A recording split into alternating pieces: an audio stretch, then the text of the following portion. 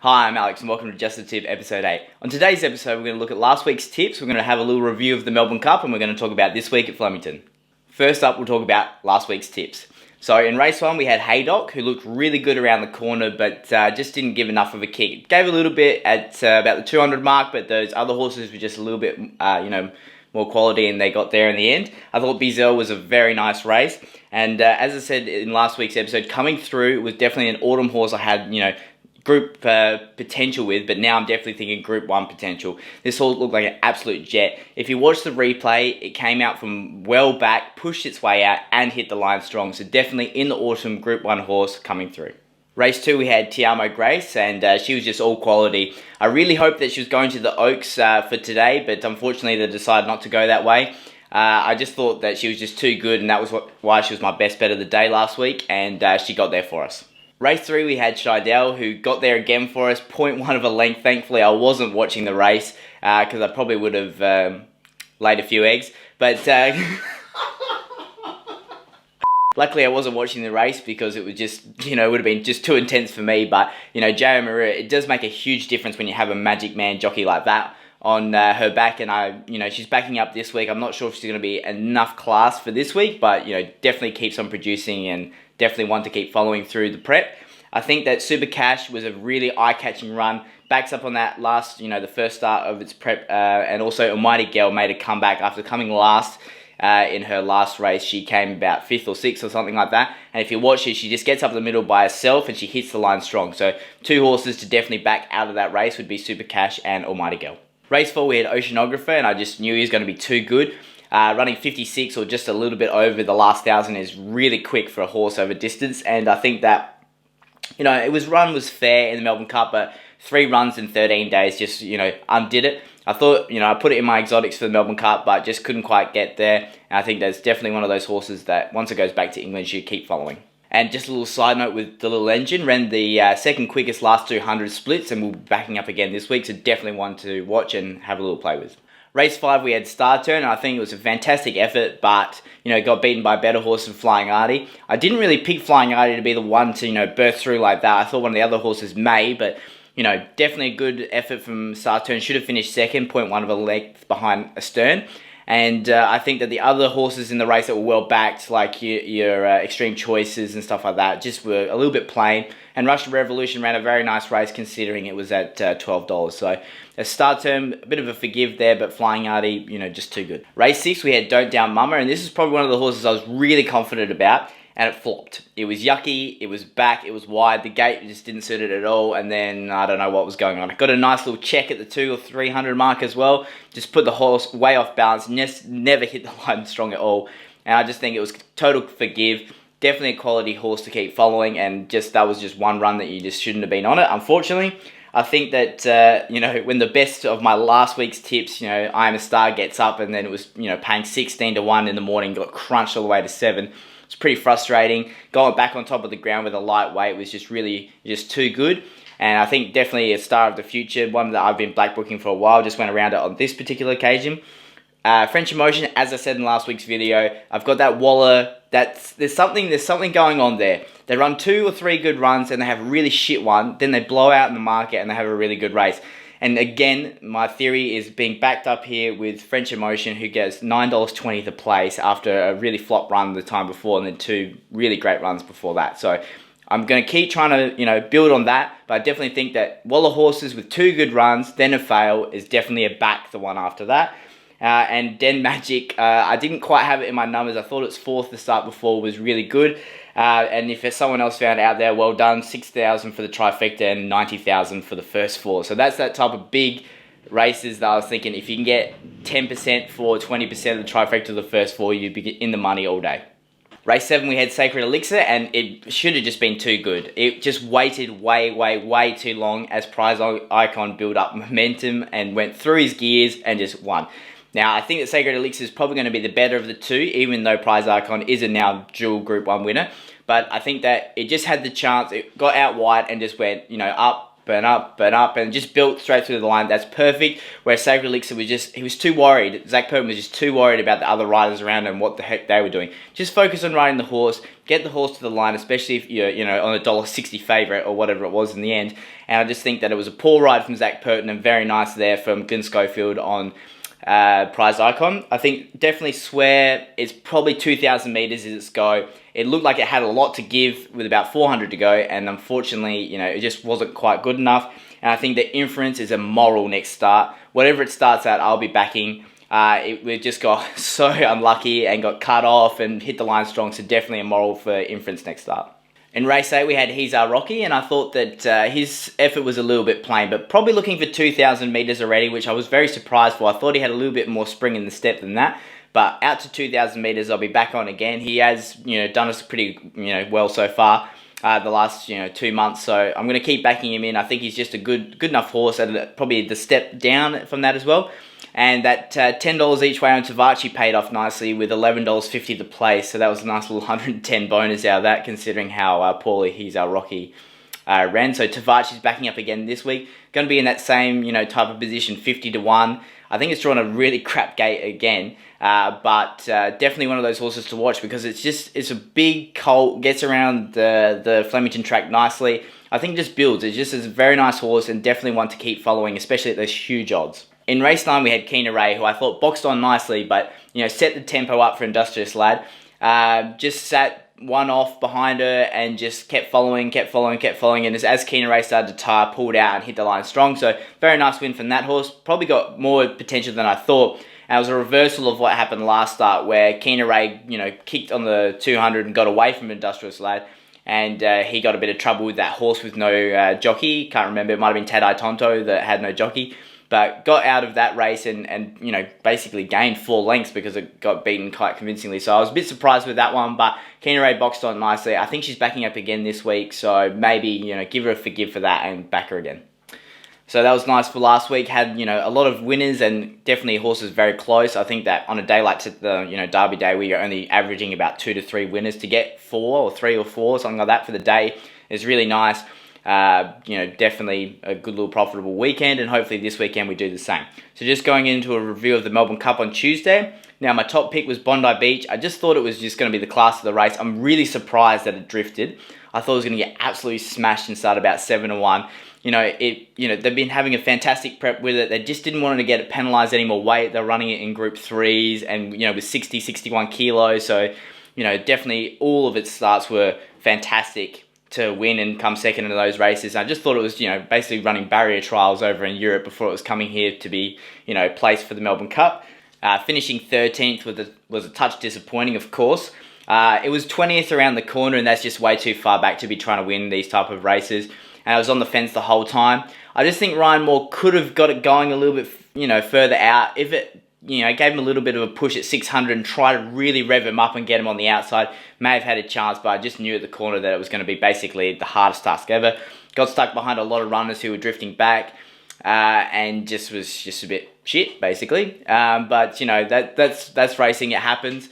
All honours to the winner. I thought that Wicklow Brave did a fantastic job up on the speed, but really just failed in the last few hundred. I really don't know why, because the horse was looking fantastic, and I'm just a bit confused with that. Frankie Dettori basically went solo mission out the front trying to get to the speed, and that's maybe what killed it. Pretty much anything that was on the speed just drifted back, except for, Grey Lion, Kiwi, Hartnell, those type of horses kept boxing on, but the rest of them, Excess Knowledge, Big Orange, they all drifted back. So it may have been one of those races where it was just too harsh and too fierce on the speed for them. And for the people that follow me on Facebook, I did change my third tip from Big Orange to Almandin, and Almandin obviously won, which no good for all of us who put money on Bondi Beach, but I switched it out because you could just tell that there's going to be a lot of tempo in the race. I did, anticipate it was going to be a run-on runner, and I thought that the best of the Australians was definitely Almandin, which is why I put it in for third. So for those who followed me on Facebook, hopefully you got a little bit of money out of that.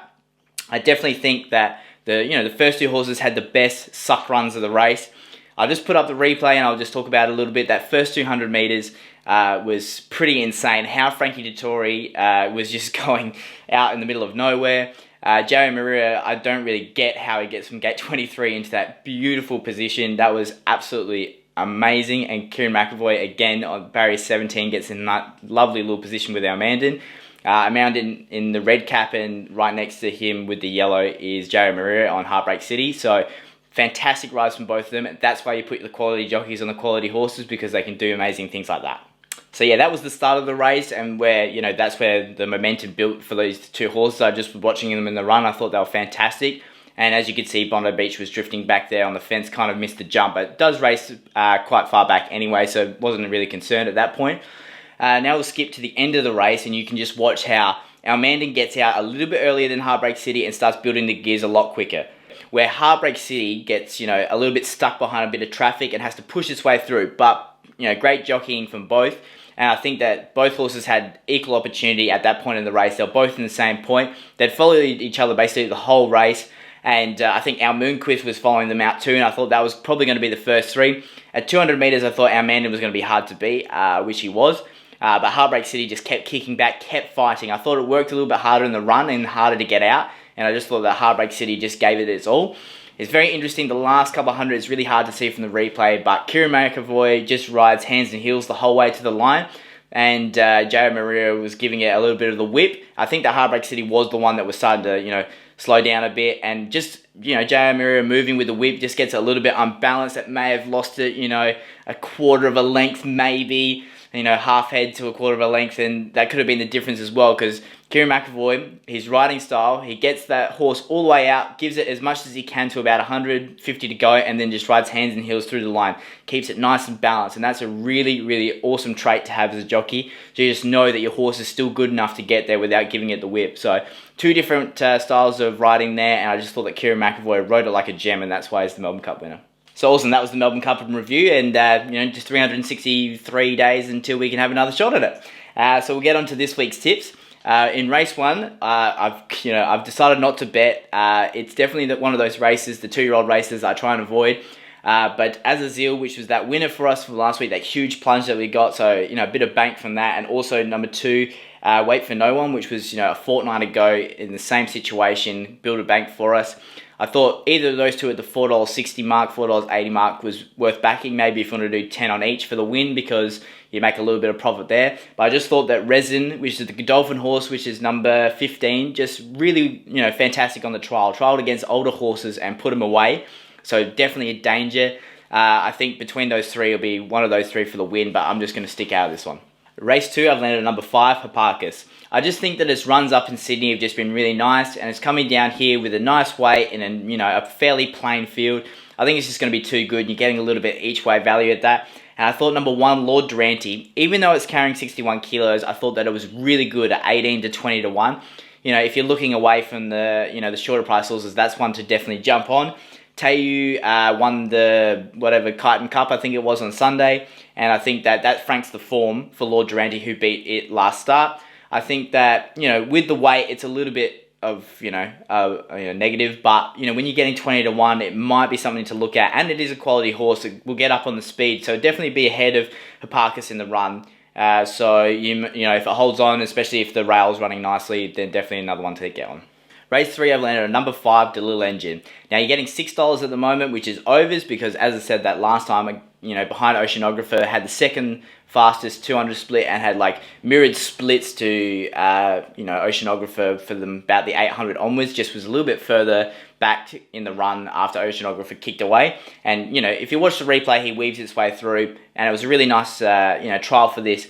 2600 and above is where this horse really starts to get good. So the Caulfield Cup ran lovely last 200, and then the last 200 last week was fantastic in the Lexus, and now this week at 2600, hopefully the horse will get going a little bit sooner and it will hit the line nice and strong. And $6 is really juicy, so definitely backable at that price. The other horses I like in that race is number 3, Tom Melbourne. I think once they've changed the bit on that horse, running a lot better. Obviously, it was just behind Oceanographer in the Lexus, was a fantastic run. I'm not sure if it's, you know, that was a gut buster and it's probably getting close to end of the prep, but, you know, it was pretty good. It was a fair run, and I'm willing to give it a little bit of a chance. It has, you know, popped up as a favourite though, and that's why I'm going to go around it and get that each way with the Delil Engine. And number 1, Francis of Assisi, I thought was just a moral last start. How it went over at $6, I have no idea. That was a nice little top up midweek for myself. And I think with William Buick coming down to ride it is a really nice booking for the Appleby stable. And I think that Francis of Assisi's, at that short price will definitely feature in there too. So I've gone away from those horses for the little engine because of the splits and the distance, but definitely ones to watch as well. Now, race 4 is a really tough race, and for a couple of reasons. Number 4, Niccolance, I was, hearing, through the grapevine that it was an absolute moral. But then I looked at Verstrappen's trial against those horses that ran in the Coolmore last week, and I'm like, well, geez, how do you not back Verstrappen? So I'm thinking that between the two, they've probably got it, but I really like them from Uncle's, runs up in Sydney. I really like Crafted its last start when it ran at a big price and almost beat that short price favourite. I thought it just gave a lot and did a shit ton wrong. Laid all over the place. It was green as heck. So definitely one of those ones to follow as well. So I've landed on Niccolance because it's beaten coming through absolutely thrashed the horses last week. A couple of good quality horses too in Morton Forks, Bizel, Haydock. And I think that Niccolance is definitely the one to back. As I said, I heard along the grapevine that it was a moral. So, that's why I've landed on top. And I think Verstrappen is, a fantastic horse. And its only fail, it was pulled up lame. And I think its other 2 runs and its trial make it very close in this race. It's going to be a real good race to watch. I'll probably keep the bets nice and slow, even though I've got a moral in this race. I think that, between those 2 and those 4 horses in total is definitely the ones to play in the trifecta. But I'm going to land on number 4, Niccolance. Race 5, I've decided to stick away from this week just because there's not really that much quality in the race. Nothing that I really like to back. Oh, damn, like that. Race 6, we've got number 12, Alaskan Rose. Now, this is the one I've been following this whole preparation, and it's come up at 18 to 1 again. Like, Sportsbet, you are making it so hard for me not to tip and back this horse when you're getting 18 to 1 for it. It's a quality horse, and you keep getting the big overs for it. I'm going to back it in again. You're getting $3 something to place. So definitely a back for me, and I think that number 10, Lady Lafay, it should have been a lot closer last start. Hugh Bowman rode it as like basically a trial for Winks' run, ran it on the inside. So when you're getting $6 for that horse, definitely could be backable as well. So I'll probably play around with 12 and 10. Race number 7, we've got the Emirates thing, whatever they're calling it these days. It used to be the McKinnon or something else. Anyway, it's called the Emirates something. And I've landed on number 3, the United States. I just think that it is just a fantastic, absolute moral. Its last few starts, I sacked it its first run back from the, the cold that it had, and it won on class, didn't hit the line very strong. Then its second one, obviously it failed, finished 4th, which I did anticipate after that fitness, gut buster in the first. But now, 3rd up at this trip with the jockey is just going to be, it's just, I think it's just a moral. It's just going to win, I reckon. And so probably be my best of the day. Why not? We'll make it my best of the day. It's just going to win. So it's 3rd up, and from 5 times when it's 3rd up, it's had 2 firsts and 2 seconds. The jockey's had 3 starts on it for 2 firsts and a second. The distance has had 5 starts for 2 firsts and 2 seconds. Like it just ticks so many boxes, gets a nice gate, and I just think it's going to be the one to beat. I think that Tivaci, again, is overs. I might have a little bit of a play on the place for it. It's got a really shitty gate, but I'll have a little play. And number 6, Awesome Rock, at 23s is just overs. It'll be on top of the ground this week. Finished 5th in a Cox Plate, which is good enough to feature in this. And I think that maybe 5 the win, 10 the place on Awesome Rock, just as your little insurance. But I think that United States is the go. Race 8, the Dali Classic. I'm a bit disappointed some of these younger horses didn't end up going that way, but I've landed on number 3, the Quarterback. And it's another one of those horses that you just go, geez, how are you getting $6 for a horse like this? If you watch this last starts where it was, unfavoured, coming from the back, finished and hit the line strong, I think that Fell Swoop, number 5, is definitely, one to keep in mind. Its 2 runs this prep have been really nice. 2nd or 3rd behind Star Turn, then a very nice 2nd at Moonee Valley. I think this track will suit it a little bit better, and definitely one to have in your multiples as well. Number 6, Our Boy Malaki. It just doesn't rarely misses a place. I think it's had 18 starts. It's been in the finish about 16 of those. So very good horse. Number 10, Spieth. Definitely looking for it in the autumn. Now, this is going to be my early tip for the new market because it's a wait for age type of situation. So just keep that in mind. Spieth. I've been talking about it since it was 100 to 1 pop in a Group 1 earlier in the year. So for the people who've been backing me for a long time will know all about this horse. Definitely think it's a lot of quality. It's, first in Sydney made them look like absolute, donkeys up there. So it's going to come down here. It's going to race well. I think it's going to be outclassed just a little bit. But as I said, Newmarket and Autumn, definite back. Number 11, English, was that horse that I had, a fortnight ago. Just never let down. I'm not sure where that horse is up in its prep. I really like to follow my money. So I've already backed English once, so I'd like to back it again because when I see something that I like, I back it. And then if it fails, I want to back it again because, it tends to be that if I saw something nice the first time, eventually it will get back there to, where it should be. But I'm just not sure whether this prep, it looks a little bit underdone. Maybe should go out for a spell, come back in autumn. And number 12, Shidell, that's my girl. But I think that this is going to be a little bit too out of a class. So I've landed on number 3, the quarterback. I think it's one of those really close things to a moral as well. I just think the straight up at Flemington, that's where it does its best work. It's going to be getting back in the field, but then again, it's last time up the straight, it sat a little bit closer, so I'm not sure. Normally, I'd say it's a definite back marker and will cruise past everything, but it might even see a little bit more positive to the speed. But number 3, the quarterback, definite back. Race number 9, I've landed on number 3, Ullman. I thought that third behind the United States is going to, frank that form a little bit earlier in the day. And I think that it's just definitely a backable, price, $6 each way, definitely one to get on. I thought number 6, Lord Aspen, was an interesting acceptor. Comes over from Adelaide with 2 lovely starts, a second and a first. Got beaten by Cavalance, who raced on Tuesday and raced well. Was last around the turn and ended up coming about 6th or 7th. And that's the last 200 split was very impressive. So, that form is going to be franked. I think it might be more of a place chance, a top 5 chance. But I think when you're getting 13, 14, 15 to 1, definitely if it's a little bit more leader bias during the day, it could be one to be drawn to. But I think Ullman is a nice little bet to round out the day. Beautiful, and that's the tips for this week. Hopefully we can back a few winners. Definitely some ones that are going to be very close.